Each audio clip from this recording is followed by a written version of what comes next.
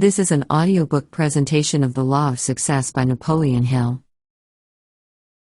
The psychology of the revival meeting. The old religious orgy known as the revival offers a favorable opportunity to study the principle of mind chemistry known as mastermind. It will be observed that music plays no small part in bringing about the harmony essential to the blending of a group of minds in a revival meeting. Without music, the revival meeting would be a tame affair. During revival services, the leader of the meeting has no difficulty in creating harmony in the minds of his devotees, but it is a well-known fact that this state of harmony lasts no longer than the presence of the leader, after which the mastermind he has temporarily created disintegrates. By arousing the emotional nature of his followers, the revivalist has no difficulty, under the proper stage setting and with the embellishment of the right sort of music, in creating a mastermind that becomes noticeable to all who come in contact with it. The very air becomes charged with a positive, pleasing influence that changes the entire chemistry of all minds present. The revivalist calls this energy the Spirit of the Lord. This author has created the same state of mind and the same positive atmosphere without calling it the Spirit of the Lord. On many occasions this author has witnessed the creation of the same positive atmosphere in a group of men and women engaged in the business of salesmanship, without calling it the Spirit of the Lord. The author helped conduct a school of salesmanship for Harrison Parker, founder of the Cooperative Society of Chicago, and, by the use of the same principle of mind chemistry which the revivalist calls the Spirit of the Lord, so transformed the nature of a group of 3,000 men and women, all of whom were without former sales experience, that they sold more than $10 million worth of securities in less than 9 months, and earned more than $1 million for themselves. It was found that the average person who joined this school would reach the zenith of his or her selling power within 1 week, after which it was necessary to revitalize the individual's brain through a group sales meeting. These sales meetings were conducted in very much the same order as are the modern revival meetings of the religionist, with much the same stage equipment, including music and high-powered speakers who exhorted the salespeople in very much the same manner as does the modern religious revivalist. Call it religion, psychology, mind chemistry, or anything you please, they are all based upon the same principle, but there is nothing more certain than the fact that wherever a group of minds are brought into contact, in a spirit of perfect harmony, each mind in the group becomes immediately supplemented and reinforced by noticeable energy called a mastermind. For all this writer professes to know this uncharted energy may be the Spirit of the Lord, but it operates just as favorably when called by any other name. The human brain and nervous system constitute a piece of intricate machinery that a few, if any, understand.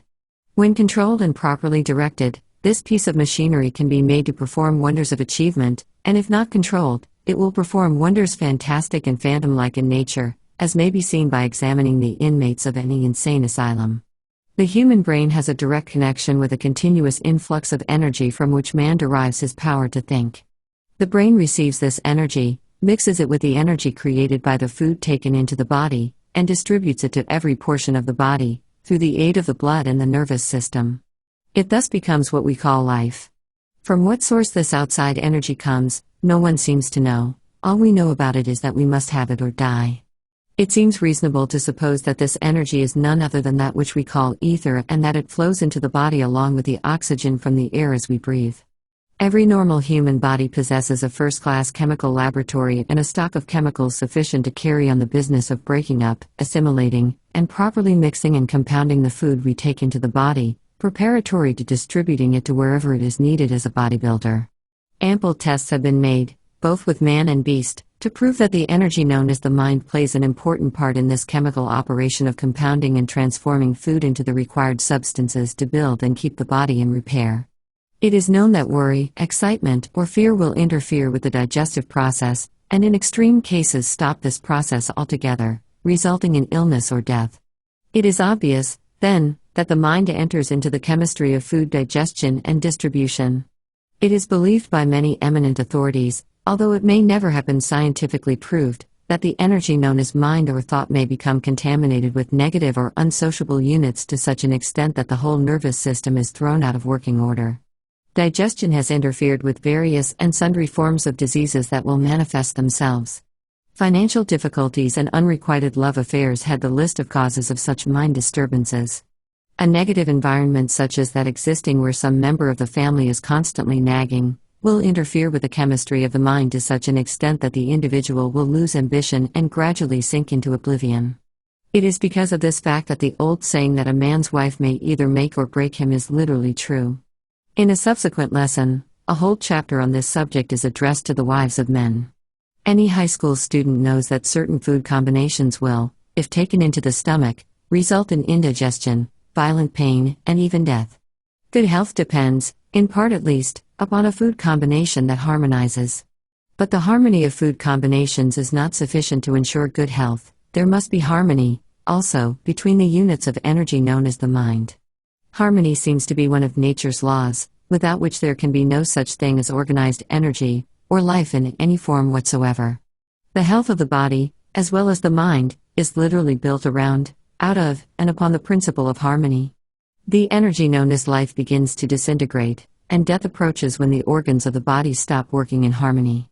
The moment harmony ceases at the source of any form of organized energy, power, the units of that energy are thrown into a chaotic state of disorder and the power is rendered neutral or passive. Harmony is also the nucleus around which the principle of mind chemistry, known as a mastermind, develops power. Destroy this harmony, and you destroy the power growing out of the coordinated effort of a group of individual minds. This truth has been stated, restated and presented in every manner which the author could conceive, with unending repetition, for the reason that unless the student grasps this principle and learns to apply it, this lesson is useless.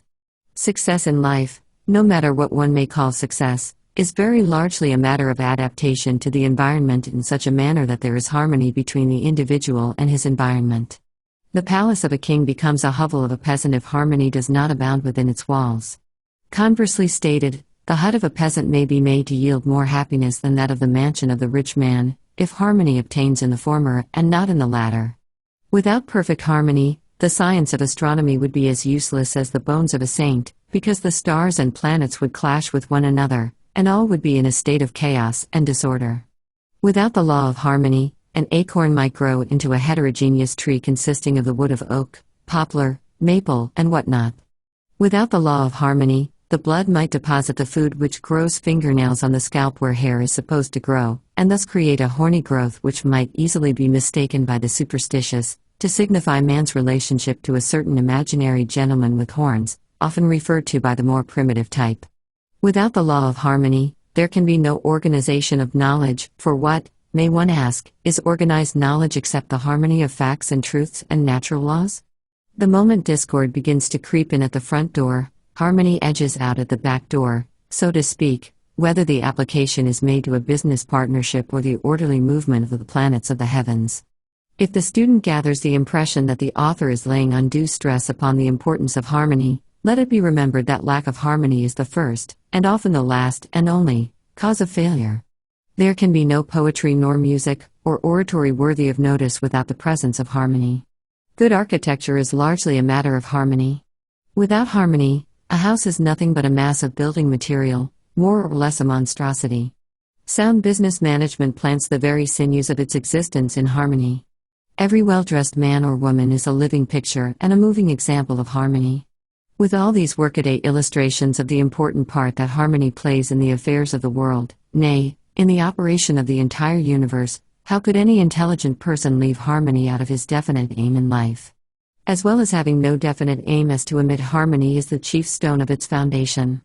The human body is a complex organization of organs, glands, blood vessels, nerves, brain cells, muscles, etc. The mind energy, which stimulates action and coordinates the efforts of the component parts of the body, is also a plurality of ever-varying and changing energies. From birth until death, there is a continuous struggle, often assuming the nature of open combat, between the forces of the mind. For example, the lifelong struggle between the motivating forces and desires of the human mind, which takes place between the impulses of right and wrong, is well known to everyone.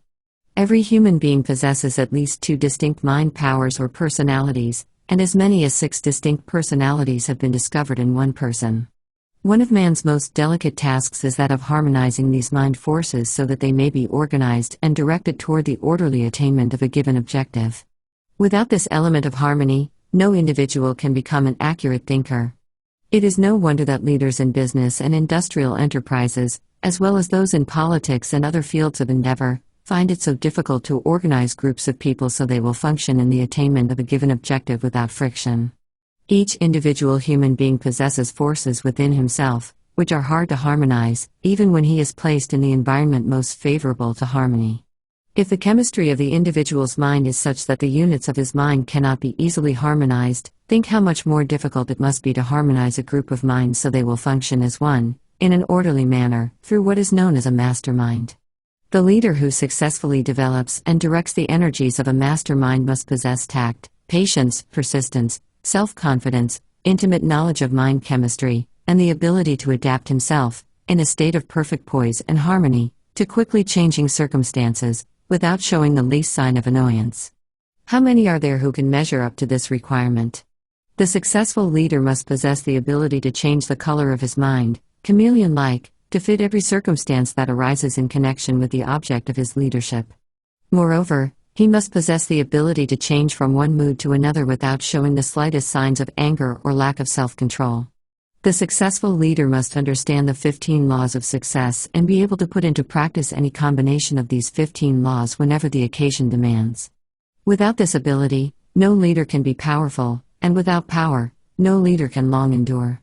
The meaning of education. There has long been a general misconception of the meaning of the word educate. The dictionaries have not aided in the elimination of this misunderstanding, because they have defined the word educate as an act of imparting knowledge. The word educate has its roots in the Latin word educo, which means to develop from within, to educe, to draw out, to grow through the law of use. Nature hates idleness in all its forms. She gives continuous life only to those elements which are in use. Tie up an arm, or any other portion of the body, taking it out of use, and the idle part will soon atrophy and become lifeless. Reverse the order, give an arm more than normal use, such as that engaged in by the blacksmith who wields a heavy hammer all day long, and that arm, developed from within, grows strong. Power grows out of organized knowledge, but, mind you, it grows out of it through application and use. A man may become a walking encyclopedia of knowledge without possessing any power of value. This knowledge becomes power only to the extent that it is organized, classified, and put into action.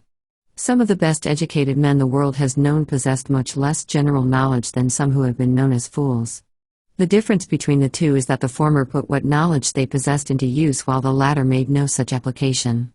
An educated person is one who knows how to acquire everything he needs in the attainment of his main purpose in life without violating the rights of his fellow men.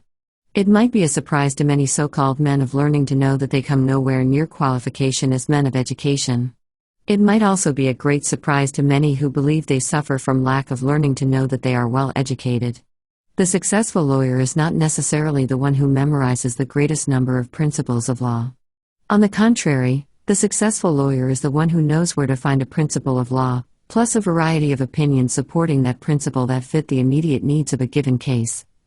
In other words, the successful lawyer is he who knows where to find the law he wants when he needs it. This principle applies, with equal force, to the affairs of industry and business. Henry Ford had but little elementary schooling, yet he is one of the best educated men in the world because he has acquired the ability so to combine natural and economic laws, to say nothing of the minds of men, that he has the power to get anything of a material nature he wants. Some years ago, during the World War, Mr. Ford brought suit against the Chicago Tribune, charging that newspaper with the libelous publication of statements concerning him, one of which was the statement that Ford was an ignoramus, an ignorant pacifist, etc. When the suit came up for trial, the attorneys for the Tribune undertook to prove, by Ford himself, that their statement was true, that he was ignorant, and with this object in view, they catechized and cross-examined him on all manner of subjects. One question they asked was, how many soldiers did the British send over to subdue the rebellion in the colonies in 1776? With a dry grin on his face, Ford nonchalantly replied, I do not know just how many, but I have heard that it was a lot more than ever went back. Loud laughter from court, jury, courtroom spectators, and even from the frustrated lawyer who had asked the question. This line of interrogation was continued for an hour or more, Ford keeping perfectly calm the meanwhile.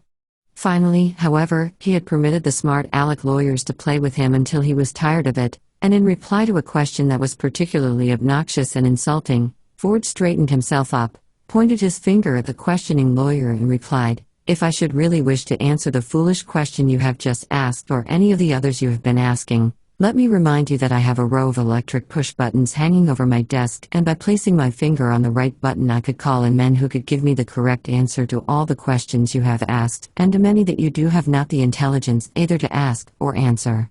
Now, will you kindly tell me why I should bother about filling my mind with a lot of useless details in order to answer every fool question that anyone may ask, when I have able men all about me who can supply me with all the facts I want when I call for them?" This answer is quoted from memory, but it substantially relates to Ford's answer. There was silence in the courtroom. The questioning attorney's jaw dropped down, his eyes opened widely. The judge leaned forward from the bench and gazed in Mr. Ford's direction. Many of the jury awoke and looked around as if they had heard an explosion, which they actually had. A prominent clergyman who was present in the courtroom at the time said that the scene reminded him of that which must have existed when Jesus Christ was on trial before Pontius Pilate, just after he had given his famous reply to Pilate's question, "What is truth?" In the vernacular of the day, Ford's reply knocked the questioner cold. Up to the time of that reply, the lawyer had been enjoying considerable fun at what he believed to be Ford's expense, by adroitly displaying his sample case of general knowledge and comparing it with what he inferred to be Ford's ignorance as to many events and subjects. But that answer spoiled the lawyer's fun.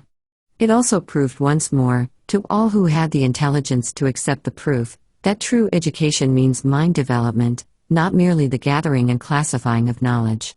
Ford could not, in all probability, have named the capitals of all the states of the United States, but he could have and, in fact, had gathered the capital with which to turn many wheels within every state in the Union.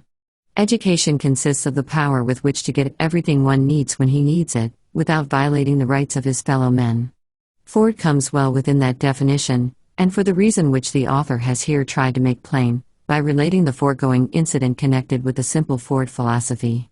There are many men of learning who could easily entangle Ford, theoretically, with a maze of questions none of which he, personally, could answer. But Ford could turn right around and wage a battle in industry or finance that would exterminate those same men, with all of their knowledge and wisdom. Ford could not go into his chemical laboratory and separate water into its component atoms of hydrogen and oxygen and then recombine these atoms in their former order, but he knew how to surround himself with chemists who could do this for him if he wanted it done. The man who can intelligently use the knowledge possessed by another is as much or more a man of education as the person who merely has the knowledge but does not know what to do with it. The president of a well-known college inherited a large tract of very poor land. This land had no timber of commercial value, no minerals, or other valuable appurtenances. Therefore it was nothing but a source of expense to him, for he had to pay taxes on it. The state built a highway through the land. An uneducated man who was driving his automobile over this road observed that this poor land was on top of a mountain which commanded a wonderful view for many miles in all directions. He, the ignorant one, also observed that the land was covered with a growth of small pines and other saplings. He bought 50 acres of the land for $10 an acre. Near the public highway, he built a unique log house to which he attached a large dining room. Near the house, he put in a gasoline filling station. He built a dozen single negation room log houses along the road. These he rented out to tourists at $3 a night, each. The dining room, gasoline filling station, and log houses brought him a net income of $15,000 the first year. The next year he extended his plan by adding 50 more log houses, of 3 rooms each, which he now rents out as summer country homes to people in a nearby city, at a rental of $150 each for the season. The building material cost him nothing, for it grew on his land in abundance, that same land that the college president believed to be worthless. Moreover, the unique and unusual appearance of the log bungalows served as an advertisement for the plan, whereas many would have considered it a real calamity had they been compelled to build out of such crude materials. Less than 5 miles from the location of these log houses, this same man purchased an old worked-out farm of 150 acres for $25 an acre, a price which the seller believed to be extremely high. By building a dam, 100 feet in length, the purchaser of this old farm turned a stream of water into a lake that covered 15 acres of the land, stocked the lake with fish, then sold the farm off into building lots to people who wanted summering places around the lake. The total profit realized from this simple transaction was more than $25,000, and the time required for its consummation was 1 summer. Yet this man of vision and imagination was not educated in the orthodox meaning of that term. Let us keep in mind the fact that it is through these simple illustrations of the use of organized knowledge that one may become educated and powerful. In speaking of the transaction here related, the college president who sold the 50 acres of worthless land for $500 said, "Just think of it.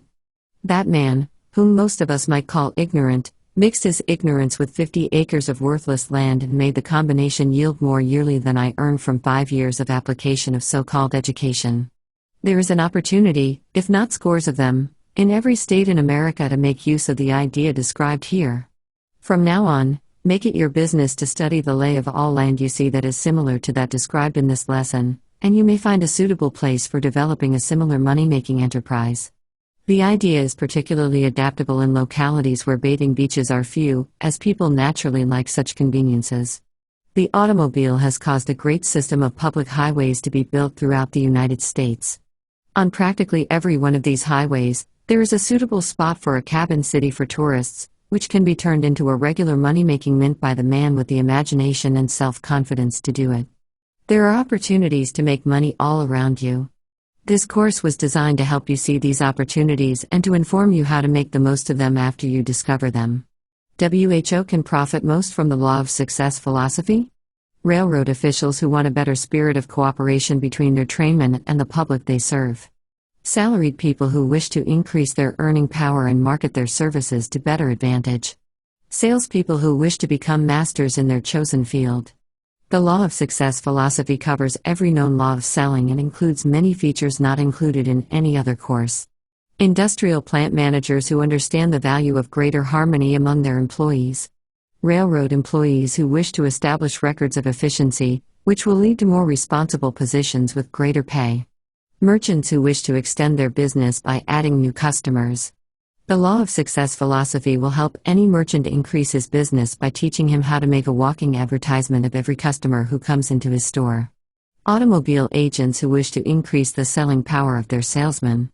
A large part of the Law of Success course was developed from the life work and experience of the greatest automobile salesman living, and it is therefore of unusual help to the sales manager who is directing the efforts of automobile salesmen.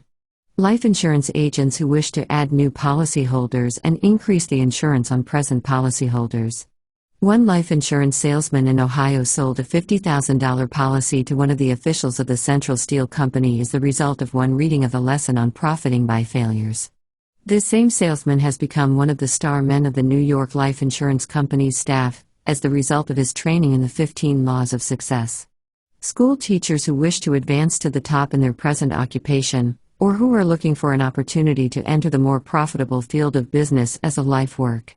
Students, both college and high school, who are undecided as to what field of endeavor they wish to enter as a life work. The Law of Success course covers a complete personal analysis service which helps the student of the philosophy to determine the work for which he or she is best fitted. Bankers wish to extend their business through better and more courteous methods of serving their clients. Bank clerks who are ambitious to prepare themselves for executive positions in the field of banking, or in some commercial or industrial field. Physicians and dentists who wish to extend their practice without violating the ethics of their profession by direct advertising. A prominent physician has said that the Law of Success course is worth $1,000 to any professional man or woman whose professional ethics prevent direct advertising. Promoters who wish to develop new and heretofore unworked combinations in business or industry. The principle described in this introductory lesson is said to have made a small fortune for a man who used it as the basis of a real estate promotion. Real estate men who wish new methods for promoting sales. This introductory lesson contains a description of an entirely new real estate promotion plan which is sure to make fortunes for many who will put it to use. This plan may be put into operation in practically every state. Moreover, it may be employed by men who never promoted an enterprise. Farmers who wish to discover new methods of marketing their products as to give them greater net returns, and those who own land suitable for subdivision promotion under the plan referred to at the end of this introductory lesson. Thousands of farmers have gold mines on the land they own, which is not suitable for cultivation, but could be used for recreation and resort purposes on a highly profitable basis. Stenographers and bookkeepers who are looking for a practical plan to promote themselves into higher and better paying positions. The Law of Success course is said to be the best course ever written on the subject of personal marketing services. Printers want a larger volume of business and more efficient production as the result of better cooperation among their own employees. Day laborers who have the ambition to advance into more responsible positions in work that have greater responsibilities and consequently offers more pay. Lawyers who wish to extend their clientele through dignified, ethical methods that will bring them to the attention, in a favorable way, of a greater number of people who need legal services. Business executives who wish to expand their present business, or who wish to handle their present volume with less expense, as the result of greater cooperation between their employees. Laundry owners who wish to extend their business by teaching their drivers how to serve more courteously and efficiently. Life insurance general agents who wish for bigger and more efficient sales organizations. Chain store managers who want a greater volume of business as the result of more efficient individual sales efforts. Married people who are unhappy, and therefore unsuccessful, because of a lack of harmony and cooperation in the home. To all described in the foregoing classification, the Law of Success philosophy offers both definite and speedy aid. Summary of introductory lesson. The purpose of this summary is to aid the student in mastering the central idea around which the lesson has been developed. This idea is represented by the term mastermind, which has been described in great detail throughout the lesson. All new ideas, and especially those of an abstract nature, find lodgment in the human mind only after many repetitions, a well-known truth that accounts for the restatement, in this summary, of the principle known as the mastermind. A mastermind may be developed by a friendly alliance, in a spirit of harmony of purpose, between two or more minds. This is an appropriate place at which to explain that out of every alliance of minds, whether in a spirit of harmony or not, there is developed another mind which affects all participating in the alliance. No two or more minds ever met without creating, out of the contract, another mind, but not always is this invisible creation a mastermind. There may be, and altogether too often there is, developed out of the meeting of two or more minds a negative power that is just the opposite of a mastermind. There are certain minds which, as has already been stated throughout this lesson, cannot be made to blend in a spirit of harmony. This principle has its comparable analogy in chemistry, reference to which may enable the student to grasp the more clearly principle here referred to. For example, the chemical formula H20, meaning the combining of two atoms of hydrogen with one atom of oxygen, changes these two elements into the water. One atom of hydrogen and one atom of oxygen will not produce water. Moreover, they cannot be made to associate themselves in harmony. There are many known elements that, when combined, are immediately transformed from harmless into deadly poisonous substances. Many well-known poisonous elements are neutralized and rendered harmless when combined with certain other elements. Just as the combining of certain elements changes their entire nature, the combining of certain minds changes the nature of those minds, producing either a certain degree of what has been called a mastermind, or its opposite, which is highly destructive. Any man who has found his mother-in-law to be incompatible has experienced the negative application of the principle known as a mastermind. For some reason as yet unknown to investigators in the field of mental behavior, the majority of mothers-in-law appear to affect their daughters' husbands in a highly negative manner. The meeting of their minds with those of their sons-in-law creating a highly antagonistic influence instead of a mastermind. This fact is too well known as a truth to make an extended comment necessary. Some minds will not be harmonized and cannot be blended into a mastermind, a fact that all leaders of men will do well to remember. It is the leader's responsibility so to group his men that those who have been placed at the most strategic points in his organization are made up of individuals whose minds can and will be blended in a spirit of friendliness and harmony. The ability to group men is the chief outstanding quality of leadership. In Lesson 2 of this course, the student will discover that this ability was the main source of both the power and fortune accumulated by the late Andrew Carnegie. Knowing nothing whatsoever of the technical end of the steel business, Carnegie so combined and grouped the men of which his mastermind was composed that he built the most successful steel industry known to the world during his lifetime. Henry Ford's gigantic success may be traced to the successful application of this selfsame principle. With all the self-reliance a man could have, Ford, nevertheless, did not depend upon himself for the knowledge necessary for the successful development of his industries. Like Carnegie, he surrounded himself with men who supplied the knowledge that he, himself, did not and could not possess. Moreover, Ford picked men who could and did harmonize in a group effort. The most effective alliances, which have resulted in the creation of the principle known as the mastermind, have been those developed out of the blending of the minds of men and women. The reason for this is the fact that the minds of a male and a female will more readily blend in harmony than will the minds of males. Also, the added stimulus of sexual contact often enters into the development of a mastermind between a man and a woman. It is a well-known fact that the male of the species is keener and more alert for the chase, let the goal or object of the chase be what it may, when inspired and urged on by a female. This human trait begins to manifest itself in the male at the age of puberty and continues throughout his life. The first evidence of it may be observed in athletics, where boys are playing before an audience made up of females. Remove the women from the audience, and the game known as football would soon become a very tame affair. A boy will throw himself into a football game with almost superhuman effort when he knows that the girl of his choice is observing him from the grandstand.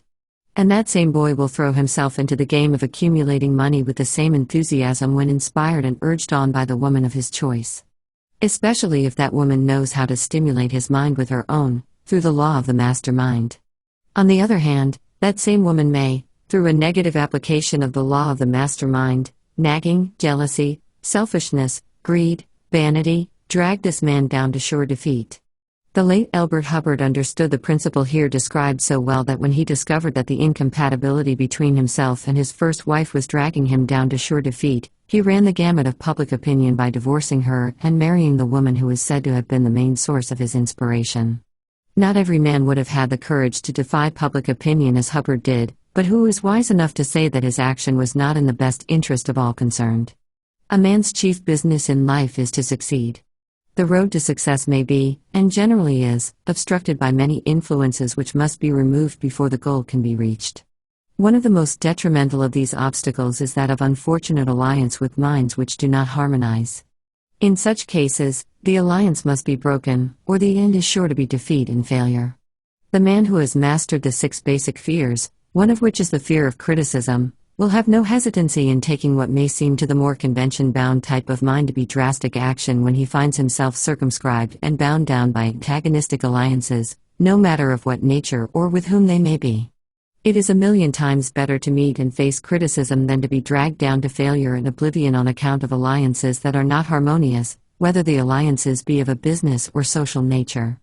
To be perfectly frank, the author is here justifying divorce, when the conditions surrounding marriage are such that harmony cannot prevail. This is not intended to convey the belief that lack of harmony may not be removed through methods other than that of divorce, for there are instances where the cause of antagonism may be removed, and harmony established without taking the extreme step of divorce. While it is true that some minds will not blend in a spirit of harmony, and cannot be forced or induced to do so, because of the chemical nature of the individual's brains, do not be too ready to charge the other party to your alliance with all the responsibility of lack of harmony. Remember, the trouble may be with your own brain. Remember, also, that a mind which cannot and will not harmonize with one person or persons may harmonize perfectly with other types of minds.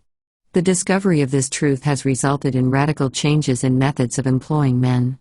It is no longer customary to discharge a man because he does not fit in the position for which he was originally hired. The discriminating leader endeavors to place such a man in some other position, where, it has been proved more than once, misfits may become valuable men.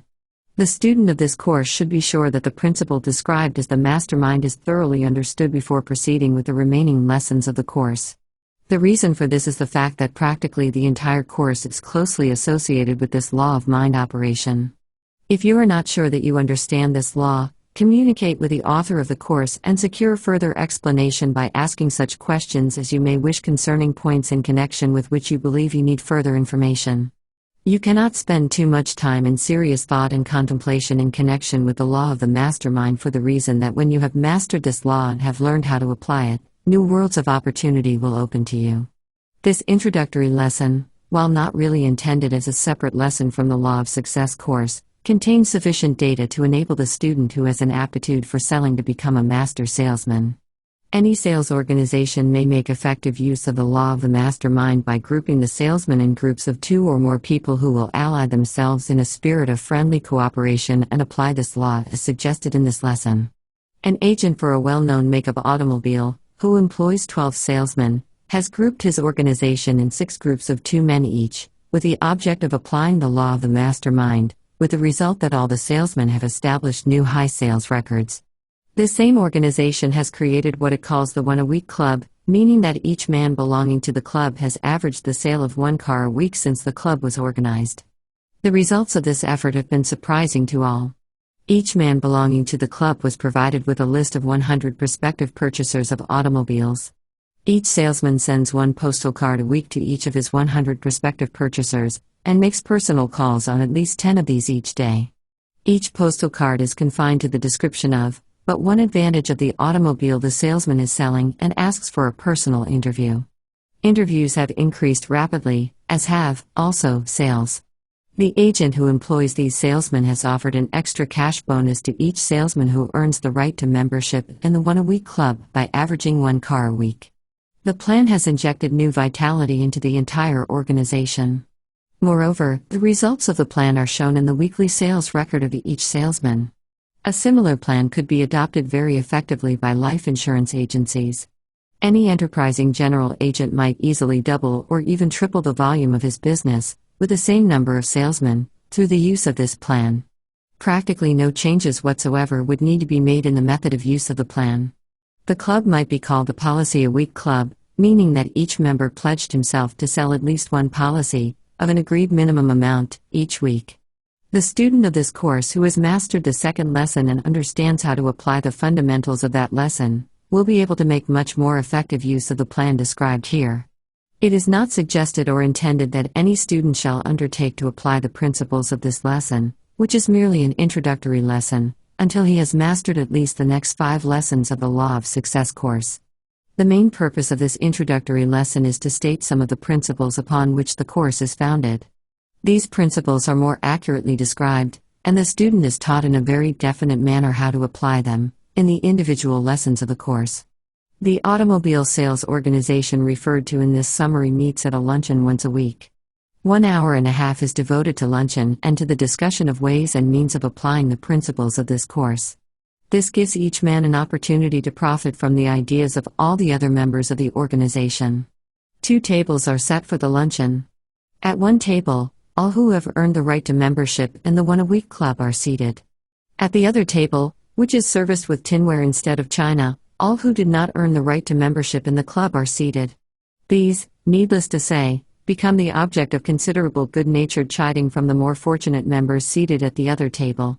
It is possible to make an almost endless variety of adaptations of this plan, both in the field of automobile salesmanship and in other fields of selling.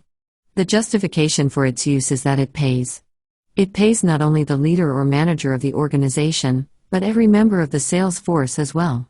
This plan has been briefly described for the purpose of showing the student of this course how to make practical application of the principles outlined in this course. The final acid test of any theory or rule, or principle is that it will actually work. The law of the mastermind has been proven sound because it works. If you understand this law, you are now ready to proceed with Lesson 2, in which you will be further and much more deeply initiated in the application of the principles described in this introductory lesson. Your 6 most dangerous enemies, and after the lesson visit with the author, the 6 specters are labeled: fear of poverty, fear of death, fear of ill health, fear of the loss of love, fear of old age, fear of criticism. Every person on earth is afraid of something. Most fears are inherited. In this essay, you may study the 6 basic fears which do the most damage. Your fears must be mastered before you can win in any worth negation while undertaking in life.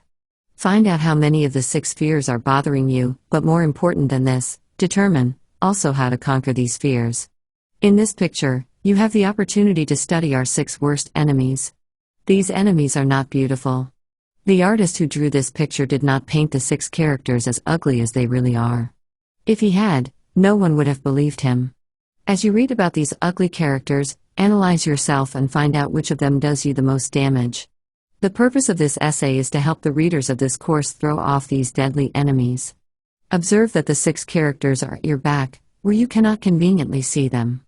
Every human being on this earth is bound down to some extent by one or more of these unseen fears. The first step to be taken in killing off these enemies is to find out where and how you acquired them.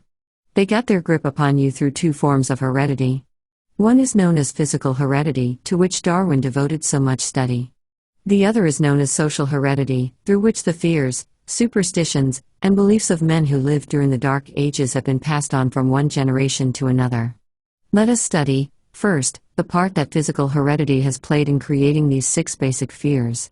Starting at the beginning, we find that nature has been a cruel builder. From the lowest form of life to the highest, nature has permitted the stronger to prey upon the weaker forms of animal life. The fish prey upon the worms and insects, eating them bodily.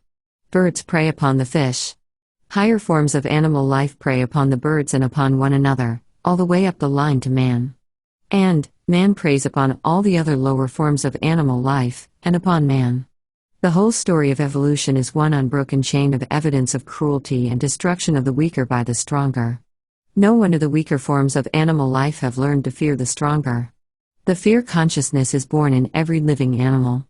So much for the fear instinct that came to us through physical heredity. Now let us examine social heredity and find out what part it has played in our makeup. The term social heredity has reference to everything that we are taught, everything we learn or gather from observation and experience with other living beings. Lay aside any prejudices and fixed opinions you may have formed, at least temporarily, and you may know the truth about your 6 worst enemies, starting with the fear of poverty. It requires courage to tell the truth about the history of this enemy of mankind and still greater courage to hear the truth after it has been told. The fear of poverty grows out of man's habit of preying upon his fellow men economically. The animals, which have instinct, but no power to think, prey upon one another physically. Man, with his superior sense of intuition, and his more powerful weapon of thought, does not eat his fellow man bodily, he gets more pleasure from eating him financially. So great an offender is man, in this respect, that nearly every state and nation has been obliged to pass laws, scores of laws, to protect the weak from the strong. Every blue sky law is indisputable evidence of man's nature to prey upon his weaker brother economically. The second of the 6 basic fears with which man is bound down is the fear of old age. This fear grows out of 2 major causes. First, the thought that old age may bring with it poverty. Secondly, from false and cruel sectarian teachings which have been so well mixed with fire and brimstone that every human being learned to fear old age because it meant the approach of another and, perhaps, a more horrible world than this. The third of the 6 basic fears is the fear of ill health. This fear is born of both physical and social heredity. From birth until death, there is eternal warfare within every physical body, warfare between groups of cells, one group being known as the friendly builders of the body and the other as the destroyers, or disease germs. The seed of fear is born in the physical body, to begin with, as the result of nature's cruel plan of permitting the stronger forms of cell life to prey upon the weaker. Social heredity has played its part through a lack of cleanliness and knowledge of sanitation. Also, the law of suggestion is cleverly manipulated by those who profited from ill health. The fourth of the 6 basic fears is the fear of loss of love of someone. This fear fills the asylums with the insanely jealous, for jealousy is nothing but a form of insanity. It also fills the divorce courts and causes murders and other forms of cruel punishment. It is a holdover, handed down through social heredity, from the Stone Age when man preyed upon his fellow man by stealing his mate by physical force. The method, but not the practice, has now changed to some extent. Instead of physical force, man now steals his fellow man's mate with pretty colorful ribbons and fast motor cars and bootleg whiskey, and sparkling rocks and stately mansions. Man is improving. He now entices where once he drove. The fifth of the 6 basic fears is the fear of criticism. Just how and where a man got this fear is difficult to determine, but it is certain that he has it.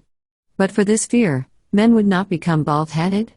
Bald heads come from tightly fitting hat bands, which cut off the circulation from the roots of the hair. Women seldom are bald because they wear loose-fitting hats. But for fear of criticism, man would lay aside his hat and keep his hair. The makers of clothing have not been slow to capitalize on this basic fear of mankind. Every season the styles changes, because the clothes makers know that few people have the courage to wear a garment that is one season out of step with what they are all wearing. If you doubt this, start down the street with last year's narrow-brimmed straw hat on, when this year's style calls for the broad brim. Or, you ladies, take a walk down the street on Easter morning with last year's hat on. Observe how uncomfortable you are, thanks to your unseen enemy, the fear of criticism. The 6th and last of the 6 basic fears is the most dreaded of them all. It is called the fear of death. For tens of thousands of years, man has been asking the still unanswered questions, whence? And whither? The more crafty of the race have not been slow to offer the answer to this eternal question: where did I come from, and where am I going after death? Come into my tent, says one leader, and you may go to heaven after death. Heaven was then pictured as a wonderful city whose streets were lined with gold and studded with precious stones. Remain out of my tent, and you may go straight to hell. Hell was then pictured as a blazing furnace where the poor victim might have the misery of burning forever in brimstone. No wonder mankind fears death.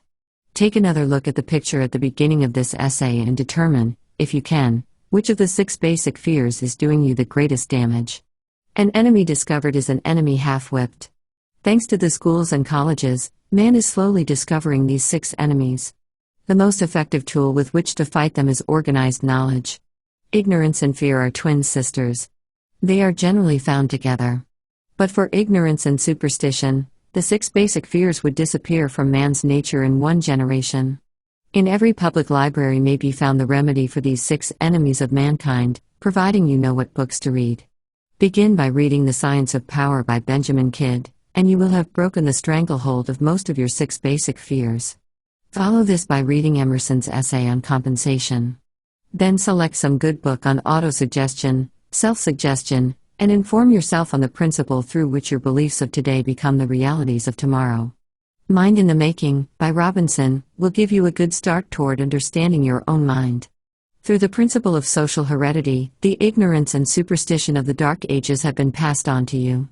But, you are living in a modern age. On every hand, you may see evidence that every effect has a natural cause.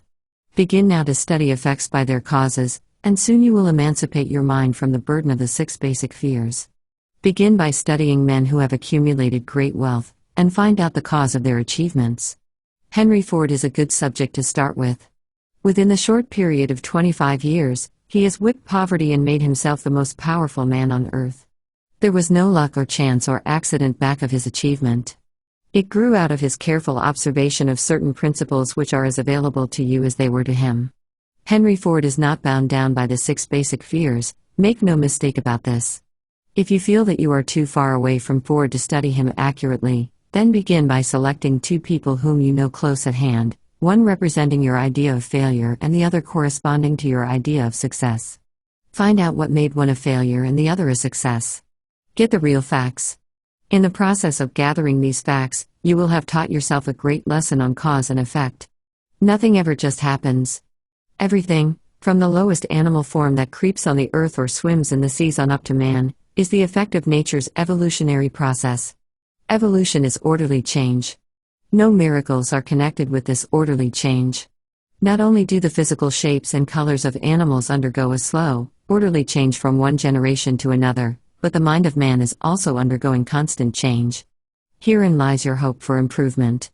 You have the power to force your mind through a process of rather quick change.